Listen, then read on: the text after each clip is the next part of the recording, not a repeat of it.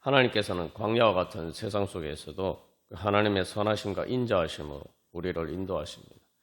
우리가 부족하고 연약해도 이스라엘 백성들의 그런 또 부족하고 연약함 가운데서도 하나님께서는 반드시 그 약속하신 사랑을 이루시기 위해서 주장하시고 인도해 주십니다.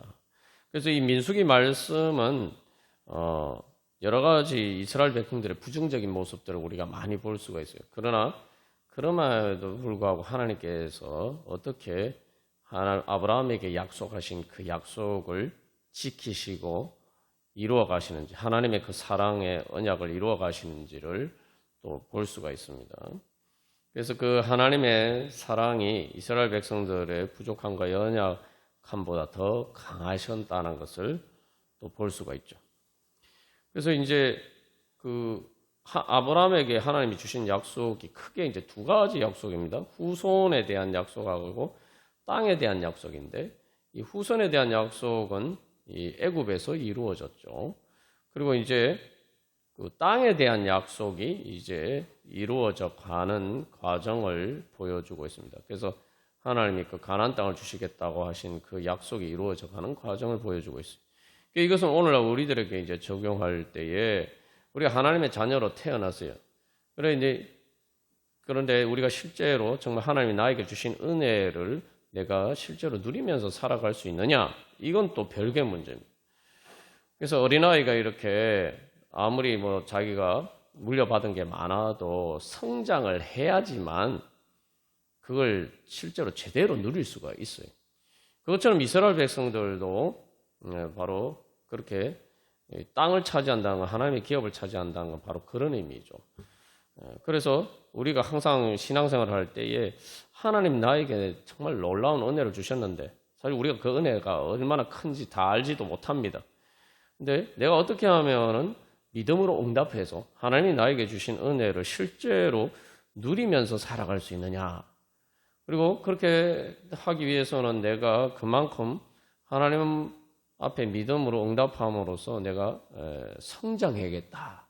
그런 소망을 가져요. 그래서 우리가 이 민수기 말씀을 통해서 살펴본 것처럼 이스라엘 백성들이 성소를 짓는 데에서만 그치는 것이 아니라 이제 성소를 통해서 하나님의 임재와 하나님의 능력이 나타나는데, 그 하나님의 성소를 통해서 임재하신 하나님의 능력을 경험하고 그 능력을 자기들의 삶 속에서 실제로 체험할 수 있는 그런 자리까지 나아가야 된단 말이죠. 그래서 우리가 성소를 짓는다는 것은 이제 신앙생활을 신앙을 가지고 예수님 믿는다는 건데, 뭐 쉽게 말하면 교회를 나오는 것과 마찬가지죠. 근데 거기서 한 걸음 더 나가서 내가 신앙생활을 통해서 이제 하나님의 군사로서 믿음의 용기를 가지고 내가 진짜 싸워서 이기고, 죄와 사망의 권세를 이기고 하나님 나라를 누리고 또 그 은혜를 나누어 주는 그런 자리까지 성장을 해야 되는 것입니다. 그게 이제 결국 이스라엘 백성들의 제사장 나라로 성장해 가는 이제 과정이죠. 그래서 특별히 이제 민수기 이제 우리가 전체적인 핵심 주제들은 살펴봤습니다. 그래서 오늘은 그 중에 이제 1장에서 10장까지 내용의 전체 흐름을 우리가 살펴보도록 하겠습니다. 그래서 1장에서 10장까지 내용은 이스라엘 백성들이 이제 하나님 나라의 군대로서 조직되고 그 군대로서의 행진을 하기 위한 준비 과정과, 그리고 그 첫 번째 행진을 통해서 이제 시내산에서 가데스 바네아까지 가는 그 여정을 보여주고 있어요. 그래서 여기서 이제 오늘 보면은 이 특별히 이제 마지막 그 10장 마지막 오늘 말씀을 우리가 읽었습니다만, 이 말씀이 보여주는 것은 그 이스라엘 백성들이 행진할 때에 하나님의 언약궤가 그들보다 3일길을 앞서가서서 그들이 쉴 곳을 찾았다라고 해죠. 이게 하나님 미리 앞서서 인도하시면서 다 이렇게 준비해 주시는 과정이죠. 그리고 35절 말씀은 승리하게 해주소서, 우리가 한마디로 요약하면 이제 그런 기도죠. 그리고 36절 말씀은 주님 임재하여 주시옵소서. 그래서 하나님의 승리와 임재를 소망합니다. 그 하나님의 승리와 임재를 경험하기 위해서 그래서 여기 이 말씀을 통해서 알 수 있는 건 뭡니까? 하나님의 언약궤가 앞서가야 된다. 하나님의 언약궤라는 건 하나님의 말씀, 쫓겨난 하나님의 말씀을 의미하는 거지만 하나님의 임재를 보여주는 거예요. 하나님이 내 앞서 가셔야 돼요. 내 인생길이 승리의 길이 되기 위해서는 하나님이 앞서 가셔야 된다는 겁니다. 하나님이 앞서 가셔야 된다는 건 하나님이 나를 이끄시고 말 그대로 우리가 예수님을 주님으로 고백하는 것처럼 예수님이 내 주님이 되셔서 날 위해서 싸워주시고 그러니까 예수님이 지휘하셔야 된다는 거예요. 그 예수님의 지휘를 따라야 된다는 거죠. 하나님의 군대는 바로 만군의 여호와 하나님을 께서 인도하시는 군대입니다. 다시 말하면 이게 이제 진영이라고 하는 것은 결국 군대 캠프예요. 군인들이 이제 전쟁하러 가면은 보통 지금도 군 막사가 있습니다만 고정된 건물에 있는 게 아니죠. 막상 전쟁하러 나가면은 그 전장에서 이렇게 텐트를 치고 그렇게 이제 전쟁 준비를 합니다.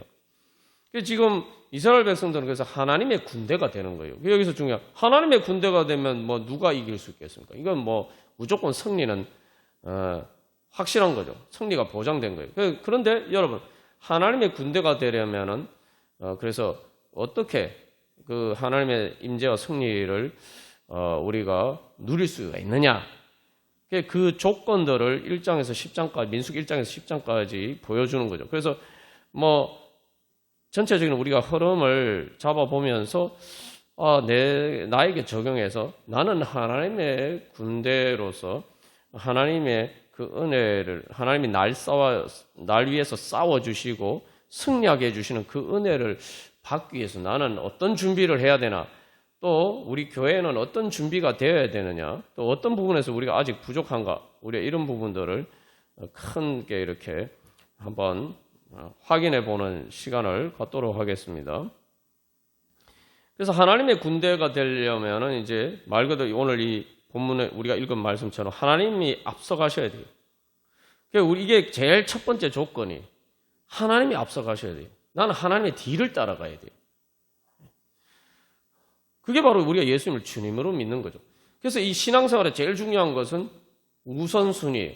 다윗이 보면은 결국은 땅에 대한 약속을 다윗이 결국 다 이루죠. 사실 이스라엘 백성들이 가나안 땅에 들어갔지만 여호수아 때는 완성하지 못했어요. 다윗의 때에 그게 이제 완성이 되는데 다윗이 왜 그렇게 될 수 있었느냐? 다윗은 철저하게 모든 일을 하기 전에 하나님께 물었어요. 하나님, 제가 갈까요, 말까요? 자기 마음대로 하는 사람이 아니에요. 자기가 이제 전쟁을 지휘관이지만 철저하게 또 왕이지만 하나님께 묻고 하나님을 왕으로 모시고 하나님의 지휘를 따랐단 말이에요. 이게 되게 중요합니다. 이게 우리가 내가 앞서가면 우리가 어떻게 이길 수가 있겠어요? 응? 창과 칼이 오는데 그런 전쟁에서 모든 위협들이 오는데 내가 앞서가면은 내가 그거 다 맞아야 돼요. 내가 싸워서 이길 수 있겠습니까? 근데 우리는 그게 정말 두려운 일이다. 내가 예수님을 앞세우지 않으면은 내가 그걸 다 나를 향해서 공격해오는 모든 것들을 내가 다 맞서야 되는데 거기에 대한 두려움이 없는 거예요. 우리가 세상에 쓸데없는 걱정, 근심, 두려움 많은 하면서 제일 진짜 두려워할 것에 대해서 두려워하지 않는단 말이죠. 예수님을 앞세우지 않으면은 내가 다 공격을 받아야 된다. 내가 전면에서. 신앙생활의 가장 중요한 첫 번째 조건은 그래서 예수님을 앞세우는 거예요. 그 예수님을 어떻게 앞세우느냐? 모든 거 예수님의 지휘를 따라요. 예수님께 물어봐야 돼요. 그래서 이 예수님을 앞세우고 그리고 우리가 그래서 예배 드리고 하는 이 모든 것도 예수님을 앞세우기는 거예요. 주일이 이제 사실은 한 주간의 끝이 아니라 한 주간의 시작입니다. 주일은. 그래서 이 한 주간의 시작에 예수님을 예배함으로써 그걸 앞세우는 거죠. 그래야지 우리의 인생이 이제 예수님의 뒤를 따라가는 인생이 돼야지 우리가 하나님의 군대가 될 수가 있습니다. 지휘관이 그래서 하나님의 군대는 여호와 하나님이 총사령관인 거예요. 군대에 가장 중요한 게 뭐라고 배웠습니까? 우리가 민수기 말씀을 통해서 이스라엘 백성들이 실패한 이유는 그들의 총사령관 대신 하나님께 순종하지 않았단 말이죠. 군대에서 이 지휘관의 명령에 따르지 않으면 그 군대는 절대 이길 수가 없습니다. 오합지졸이 되는 거예요. 이게 군대, 하나님의 군대의 첫 번째 조건이. 내가 하나님께 철저하게 순종하느냐, 하나님의 명령에 따르느냐, 그 하나님 명령에 따르는 하나님 명령을 알아야 돼. 그러니까 우리가 성경 말씀을 보고 또 배우고 그렇게 하는 거예요. 지휘관이신 하나님은 다 아시는데 중요한 건 그 지휘관의 머릿속에 우리가 이제 에베소서 1장 말씀에서 나오는 건 그 경륜이라는 게 있단 말이에요. 그 계획, 작전이 있어요. 그 작전을 우리가 잘 이렇게 지시를 받아야지, 알아야지 우리가 그걸 따를 수 있을 거 아닙니까? 그래서 이 법궤가 제일 앞서가는데 그게 하나님의 임재를 상징하면서 동시에 그게 언약 10계명의 돌판이 있는데 그게 결국 말씀을 상징하는 거죠. 자, 그래서 이제 이스라엘 백성들이 10제로 이제 9장 10장에서 첫 번째 이제 준비를 하고 이게 행군을 하는 걸 보면은 어떻게 되어 있냐면 이제 9장 10장에 나와 있습니다. 그래서 첫 번째 하는 게 유월절을 지켜요. 유월절을 지키고 그 다음에 유월절을 지키고 난 다음에 하나님의 구름 기둥이 떠오르니까 거기에 따라서 이제 이 나팔을 불고 그 다음에 군대가 행진합니다. 그러니까 이게 우리 신앙의 순서예요. 유월절을 지킨다는 게 뭡니까? 유월절을 지킨다는 것은 이게 쉽게 말하면 주일을 지키는 의미와 사실은 같죠. 유월절이 이스라엘 백성들의 출애굽한 날인데 하나님께서 우리를 구원하셨다. 그러니까 예수 그리스도 우리에게 적용하면 예수 그리스도의 구속을 우리가 기억하고 그것을 기념하면서 우리가 지키는 거죠. 그게 주일이 부활절이에요. 부활절. 주일은 다 부활절입니다. 예수님의 부활을 기념하는 거예요. 예수님 부활이 우리에게 어떤 의미입니까? 우리를 죄와 사망의 권세에서 구원하시고 우리를 살려주신 날입니다. 예. 그래서 그 하나님의 그 예수님을 그렇게 구원을 믿고 그 다음에 이제 구름 기둥이라는 것은 구름 기둥과 불 기둥은 성령님의 인재를 얘기해요. 성령의 인재. 성령의 인도하심을 따르는 거죠. 성령의 인도하심을 어떻게 따르느냐? 이제 그 다음에 등장하는 게 그 8장을 보면 이제 등잔. 그 다음에 10장에 나팔이 등장합니다. 그래서 이게 그걸 통해서 결국은 이제 군대가 이제 행진하는데 이 등잔이라는 것은 신약에서는 요한계시록 보면 교회를 상징해요. 그래서 이게 교회를 통해서 성령의 조명이 그러니까 내가 하나님과의 관계를 통해서 하나님을 만남으로써 성령의 빛이 나에게 있어요. 성령의 빛. 성령을 통해서 그걸 성령의 조명이라고 하는데 성령의 조명은 이제 말씀을 통해서 우리가 예배를 통해서 신앙생활을 통해서 하나님 나에게 빛을 비추어 주시는 게 있어요. 그게 있으면은 하나님의 구름 기둥과 불 기둥이 바로 그것이 나의 그 등잔의 불빛이 되고 그래서 그게 성령의 조명을 따라서 할 때 우리가 그 다음에 나팔 소리를 듣고 따라가야 된단 말이죠. 나팔 소리는 뭐냐면은 이거는 이제 제사장이 부는 것도 이건 복음의 소리. 조금 더 구체적으로 하면 설교 말씀이라고 볼 수 있어요. 그래서 우리가 그렇게 하나님의 성령의 조명과 그리고 그것을 통해서 말씀을 따라서 우리가 그렇게 행진하는 거죠. 이런 조건들이 이제 갖추어져야 돼요. 그래서 보면은 레위기 민수기 8장 9장에서 보면은 등잔이 등장하고 유월절 그다음에 유월절을 지키고 구름에 따라서 행진하고 구름 기둥이 떠오르니까 나팔 소리에 따라서 이제 행진을 합니다. 그래서 이 시편 119편 105절에서도 주의 말씀은 내 발의 등이요 내 길의 빛이니다라고 하고 있어요. 성령의 조명이라는 것은 단순히 말씀을 보는 것만 가지고 되지 않아요. 그 말씀을 보는 것을 통해서 그 말씀이 우리에게 적용이 되어야 되죠. 그래서 설교 말씀도 다 이제 설교 말씀을 이제 적용해야 하는 과정이죠. 그것을 내가 또 한 걸음 더 나가서 내가 내 개인적으로 하나님과의 관계에서 내 삶에 이렇게 적용을 해야 돼요. 그래서 여기서 법궤가 길을 앞서가면서 준비했다. 그 쉴 곳을 찾았다. 광야에 근데 여러분 쉴 곳이 어디 있습니까? 광야에 쉴 곳이 없죠. 근데 광야에도 이 오아시스가 있고 하나님이 예비하신 쉴 곳이 있어요. 그러니까 그것은 이 하나님의 법궤를 따라갈 때만 가능한 거예요. 하나님이 찾아주시는 거예요. 그러니까 우리가 그래서 이 성경 말씀을 따라서 주님의 말씀에 따라서 거기에 귀를 기울이고 그것을 따라서 우리가 주님을 앞세우고 가면은 우리가 걱정할 필요가 없어요. 내가 쉴 곳이 없는 광야와 같은 곳에서 하나님이 미리 다 앞서서 가셔서 우리 길을 다 이렇게 예비해 놓으신단 말이죠. 그래서 아브라함에게 하나님이 주신 축복이 뭡니까? 아브라함과 이삭에게 주신 축복이 아브라함이 이삭을 까지 아끼지 않고 하나님께 제물로 바칠 때에 하나님이 이삭을 살려주셨죠. 여기 중요한 건 이게 구도가 똑같아요. 하나님의 말씀에 따라서 아브라함이 순종했을 때에 하나님이 이삭을 살려주시고 이삭에게 축복을 주십니다.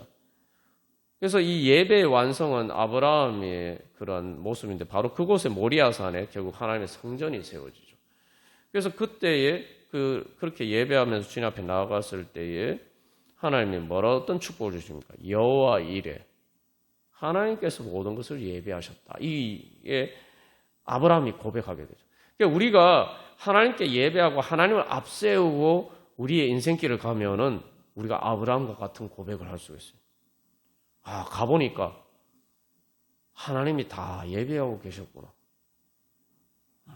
하나님이 다 내 쉴 곳을 준비하고 계셨구나. 여기서 중요한 것은 아브라함이 하나님의 말씀에 철저하게 순종했다는 거죠. 하나님께 순종하고 갔더니 하나님이 다 알아서 준비를 다 해놓으셨다. 그러니까 하나님이 다 알아서 준비해놓고 그리로 부르시는 거예요. 그러니까 하나님이 우리를 부르시고 부르시는 것은 그런 겁니다. 그런데 우리 이제 인간적인 눈에 보면은 하나님의 말씀에 따르면은 아브라함 말고도 이삭을 바친 것처럼 내 가장 소중한 것을 바치는 것처럼 보이고 막 이렇게 이제 부담스럽게 우리 자꾸 생각할 때가 많아요. 그런데 사실은 가보니까 하나님이 나를 위해서 모든 것을 내가 하나님께 드렸다고 생각하는데 사실 하나님이 나를 위해서 모든 것을 다 준비하고 계시는구나. 그래서 우리가 그렇게 주님의 뒤를 따라가야 됩니다. 그래서 그 다음에 이제 이 민수기 1장에서 10장에서 보면은 그런 이제 내용들이 나옵니다. 그래서 그냥 얼핏 보면 민수기 1장에서 10장에서 여러 가지 좀 어떻게 보면은 잘 모르고 그냥 보면 이게 산만하게 보이는 그런 막 내용들이 여러 가지 막 섞여 있는 것처럼 보이는데 그게 사실은 바로 그런 관점에서 보면은 다 이렇게 그 하나님께 결국은 내 자신을 드리고 내가 하나님의 법궤의 뒤를 따라간다는 것. 그래서 하나님이 날 위해서 예비하시고 내 쉴 곳을 미리 찾으시는 그 인도하심을 내가 어떻게 받을 수 있느냐. 사실은 그 구체적인 방법들을 이제 보여주는 거죠. 그래서 그 부분은 우리가 또 다음에 살펴보기로 하고 그래서 이 시간 그래서 우리 함께 오늘 말씀을 가지고 기도하겠습니다.